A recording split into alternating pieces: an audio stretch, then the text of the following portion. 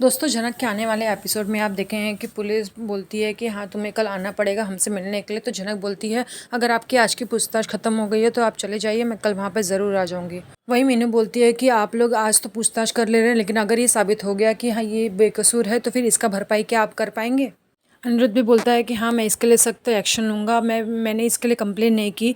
तो अर्शी बोलती है कि मैंने तो कंप्लेन की है, मेरी बच्ची थी तो मैं तो कंप्लेन कर ही सकती हूँ। तभी आनंद बोलता है कि हाँ मुझे पता है कि वो मेरी बच्ची थी, लेकिन मुझे इतना ही पता है कि झनक ऐसा काम बिल्कुल भी नहीं कर सकती है। दूसरे दिन अनिरुद्ध झनक के साथ में जाने के लिए तैयार होता है तो उसके पापा बोलते हैं कि तुम्हें आज इसका ख्याल नहीं है कि तुम हमारी इज्जत को मिट्टी में मिलाने के लिए जा रहे हो। हमने जिस लड़की के लिए वहाँ पे कंप्लेन की है तुम उसी लड़की का साथ देने के लिए वहाँ पर जा रहे हो। अनिरुद्ध बोलता है मुझे पता है मैं क्या कर रहा हूँ और मुझे पता है कि ये बेकसूर है, इसलिए मैं इसके साथ में जा रहा हूँ। वहीं विपाशा को उसका बाप को ब्लैकमेल करता है, बोलता है कि अगर तुमने मुझे पैसे नहीं दिए तो मैं घर के बाहर आ जाऊँगा।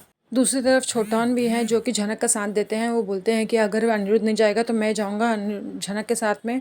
झनक के साथ में बहुत से लोग हैं यहाँ पर जो उसका साथ देने वाले हैं। दूसरी तरफ विपाशा बोलती है कि आपको समझ में नहीं आ रहा है, अब मैं परेशान हूँ। यहाँ पर जिस लड़की के बारे में मैं बात कर रही थी उस लड़की के ऊपर केस चल रहा है, इसलिए मैं यहाँ पर नहीं आ पा रही हूँ आपके पास।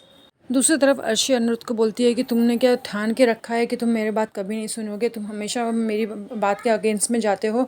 तुम आज इस लड़की के साथ में जा रहे हो, मतलब तुम प्रूव कर रहे हो कि हाँ मैं झूठ बोल रही हूँ। दूसरी तरफ विपाशा का बाप उसको बोलता है कि देख मुझे तो पैसे से मतलब है, मुझे नहीं पता तू चाहे जो भी कर, मुझे तो एक लड़की चाहिए जो मुझे कमा कर दे। और अगर उस लड़की के ऊपर केस चल रहा है तो मतलब वो लड़की तो कभी भी जेल में जा सकती है, अगर वहाँ से भाग भी सकती है, तो वो मुझे पैसे कैसे ला के देगी।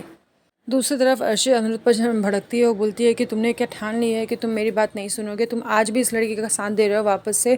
तुम्हें ये नहीं समझ में आ रहा है मैं ये सब अपने बच्चे के लिए कर रही हूँ। वहीं विपाशा का बाप बोलता है कि देख मुझे इस लड़की में कोई इंटरेस्ट नहीं है, मैं तो चाहता हूँ कि मैं तुझे गांव में लेकर चलूँ, मैं वहाँ पर बनारस में ले जाकर तुझे नौकरी करवाऊँगा और तुझे वहाँ पर पैसे कमाते हुए देखना चाहता हूँ। मैं चाहता हूँ तू इंडिपेंडेंट हो जाए। तभी विपाशा बोलती है आप कैसे बाप हैं, आपको शर्म नहीं आती, आप इस तरह की बातें कैसे बोल सकते हैं। तो बोलता है देख तू यहाँ पे तो पैसे भी नहीं कमा रही, वहाँ पे पैसा कमाएगी तो कम से कम तू इंडिपेंडेंट तो हो जाएगी। तभी विपाशा जाने लगती है तो बोलता है कि इस होटल का बिल तो पे करके जा।